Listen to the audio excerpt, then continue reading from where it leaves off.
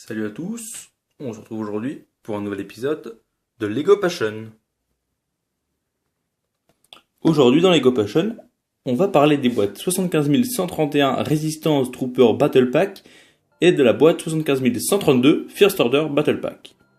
Bon alors vous l'aurez compris, ce sont deux boîtes en fait qui sont faites pour être l'une contre l'autre. Ce sont deux petits sets exprès créés par Lego pour pouvoir les faire s'affronter tout simplement. Même si honnêtement je me rappelle pas d'avoir vu le véhicule là dans Star Wars 7, mais bon, c'est pas grave. Enfin bref, donc ces boîtes contiennent un petit véhicule chacune.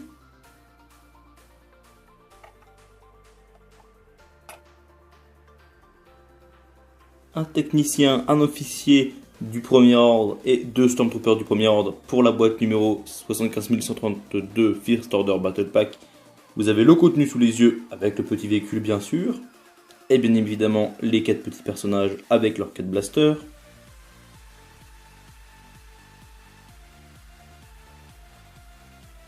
Et la boîte numéro 75 131 Resistance Trooper Battle Pack contient également 4 figurines.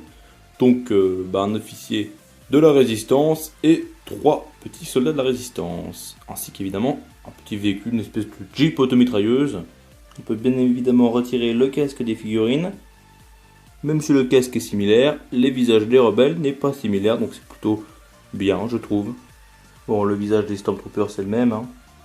Bon, le visage de l'officier impérial et du technicien c'est pas le même. Bon, j'ai envie de dire heureusement, puisque bon, l'officier il est noir quand même.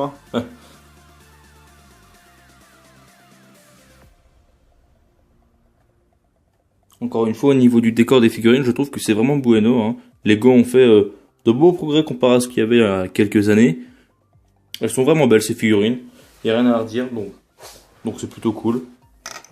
Pour ce qui est des deux petits véhicules, alors le véhicule du premier ordre, vous pouvez tourner son petit canon à 360 degrés, l'incliner de bas en haut et de haut en bas bien évidemment.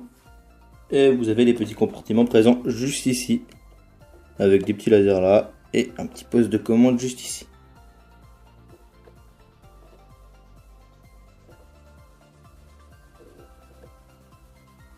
Pour ce qui est de l'espèce de Jeep motorisé avec une mitrailleuse des rebelles, alors bon, le canon vous pouvez l'incliner et le tourner.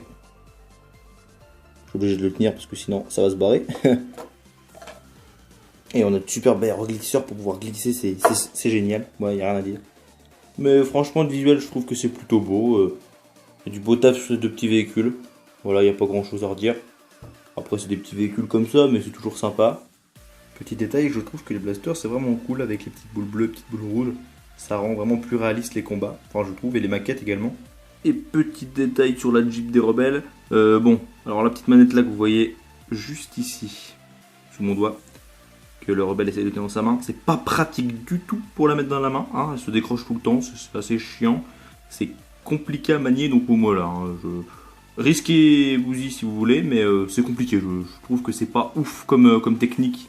Donc voilà, c'est un petit peu chiant je trouve, mais mis à part ça, ça va. Je vais maintenant passer à l'avis et au prix, tout simplement, de ces deux boîtes. Donc au niveau de l'avis, est-ce qu'il faut les acheter, oui ou non? Quand je parle de l'avis, je parle pas de l'avis sur les jeux vidéo, je parle de mon avis, bien évidemment. C'est la pire blague que j'ai jamais faite. Enfin bref, au niveau de mon avis, alors oui, je trouve que ces boîtes sont satisfaisantes, franchement, il n'y a rien à dire. C'est vraiment sympa, les petits véhicules sont sympas. Ça reprend fidèlement ce qu'il y avait dans les films, même si je vous dis que bon, ça reprend fidèlement au niveau des tenues, etc. Vraiment le réalisme est là, mais alors pour les véhicules, je me rappelle pas trop. Comme je vous l'ai dit, je me rappelle pas avoir vu ça dans Star Wars 7. Bon, c'est pas grave, j'ai sûrement oublié, ou peut-être pas, je ne sais pas. Enfin bref, mais voilà, c'est assez stylé, et puis bah c'est plutôt cool. Ouais, donc est-ce que c'est un set indispensable à voir? Je dirais quand même que oui, ça rajoute pas mal de réalisme aux maquettes comme aux batailles pour ceux qui ont envie de jouer avec, évidemment. Parce que bon, Lego c'est bien pour les maquettes, mais c'est bien pour jouer aussi quand on est enfant ou même adulte, bien sûr, y a pas de problème. Les affoles ne m'en voudront pas. Bref, oui, donc oui, l'acheter, oui, c'est une très bonne idée, je trouve. Après le prix, alors c'est la même chose que la dernière fois, 18 € à peu près la boîte, au maximum, c'est maximum 18 €. Quand je vous dis à peu près, c'est-à-dire que vous pouvez la trouver à 17, voire à 16, mais la plupart du temps, ça va traîner dans les 17-18 €. Enfin, 17,99 ou 16,99 €. C'est un peu moins cher dans les grandes surfaces, donc je vous conseille d'aller les acheter dans les grandes surfaces si vous voulez gagner 1 ou 2 euros. Mais on va dire que le prix maximum est de 18 euros. Hein. Je les ai pas vus plus cher, mais je les ai rarement vus en dessous. Moi personnellement, je les ai achetés à King Jouet, je les ai déjà vus à 17 euros chez Cora. Voilà, je vous dis ma petite astuce, tu vois. Mais bon, voilà, vous gagnez 1 euro, donc bon, le prix tourne autour de 17-18 euros. Et donc, bah voilà, au niveau de la vie, je trouve, comme je vous l'ai dit, que ce sont des belles boîtes. Les figurines sont vraiment sympas. La qualité est là. Moi, je me rappelle quand j'achetais mes Lego il y a encore 4, 5, 6 ans, mes Lego Star Wars, bah, je me rappelle que putain, les détails, c'était pas ça, quoi. Maintenant, c'est vraiment beau, je trouve. Donc, je suis plutôt content. Je trouve vraiment que c'est un bon investissement. Ça complète bien un gros set ou même pas, hein, parce que moi, j'ai même pas beaucoup de gros sets en fait. Hein. Quasiment, j'en ai quasiment aucun de gros sets qui m'ont coûté plus de 100 euros ou quoi. J'ai quasiment que des petites boîtes à moins de 20 euros comme ça. Et même sans gros set, vous pouvez vraiment vous amuser. Après, bon, le problème avec ce genre de petits sets, c'est que vous arrivez vite à court. C'est-à-dire que quand vous avez acheté tout ça à 20 euros, bah, il faut soit vous achetez un gros vaisseau ou un autre truc pour compléter avec si vous voulez faire des maquettes ou si vous voulez jouer. Parce que si vous achetez 4 fois la même boîte, pour les Stormtroopers ou quoi, ou pour les boîtes de l'Empire, ça pose pas de problème. Parce que comme je vous l'ai dit, bah, les Stormtroopers, ils ont quasiment tous la même tenue. Hein. Par contre, les rebelles, vous achetez 4 fois la même boîte, bah, il y aura 4 capitaines avec la même tête, 4 personnages avec la même tête, c'est pas terrible quoi. Les Stormtroopers, l'avantage et l'inconvénient, c'est qu'ils se ressemblent tous sous leur tunique. Sauf ceux du premier ordre qui sont un peu différents de ceux de l'Empire, mais voilà quoi. Donc voilà, donc l'avis est positif. Je trouve que c'est une belle boîte. Ce sont 2 belles boîtes plutôt. Bien jolies, les petites figurines sont bien jolies, elles sont bien sympas. Le prix est correct, même si ça a augmenté depuis les dernières années, mais la qualité également au niveau du graphisme a augmenté, si j'ose dire. Mis à part petit bémol pour la petite manette de cette petite automitrailleuse là qui est pas terrible à mettre dans la main, mais bon, hein, c'est un petit peu chiant, vous allez galérer quelques fois, peut-être que vous choperez le coup de main après. Moi je m'y risque plus trop, je fais semblant qu'il la tienne, ça ira plus vite.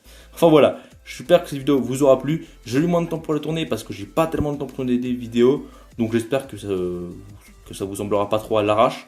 Parce que bon, normalement, je refais beaucoup mes prix jusqu'à ce que ce soit parfait. J'aime bien avoir limite la perfection pour mes vidéos.